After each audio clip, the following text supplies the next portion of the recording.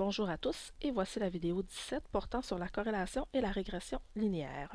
À partir de l'échantillon épicerie, nous allons déterminer s'il existe un lien linéaire entre la variable revenu familial et le budget pour l'épicerie.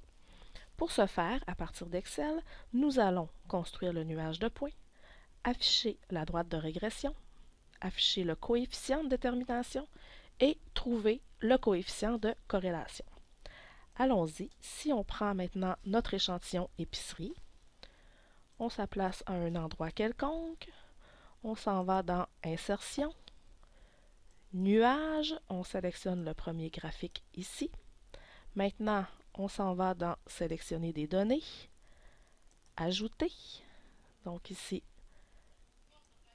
l'axe des abscisses qui est la variable indépendante, donc le revenu familial qu'on sélectionne ici.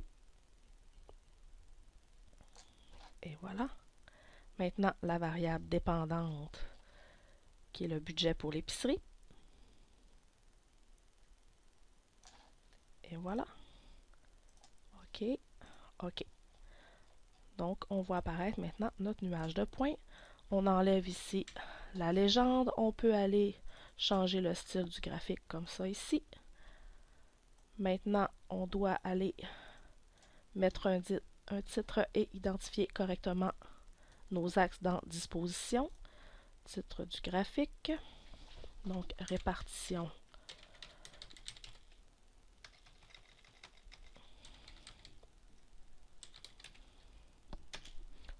du budget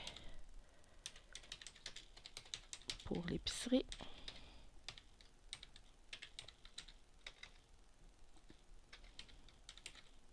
En fonction du revenu familial. Donc, on fait la même chose pour nos axes. Revenu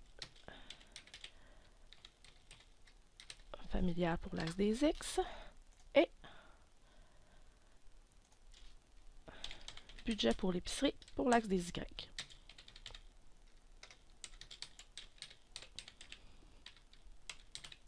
Et voilà. Maintenant, toujours en sélectionnant notre nuage de points, on s'en va toujours dans Disposition, courbe de tendance, et on fait afficher la courbe de tendance linéaire que l'on voit apparaître ici. Toujours dans courbe de tendance, en bas complètement, on sélectionne Autre option de la courbe de tendance et on demande d'afficher l'équation sur le graphique et d'afficher le coefficient de détermination R2. Et voilà. Comme ça ici. Donc, voici notre nuage de points terminé.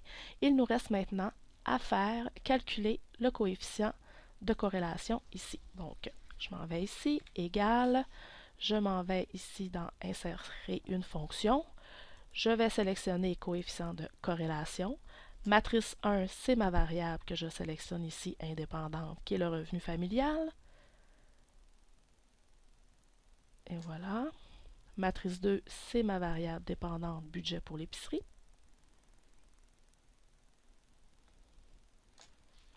Comme ça ici. Et je fais OK.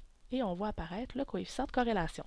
Maintenant, il vous reste à tirer les conclusions à partir de la théorie qu'on a vue en classe.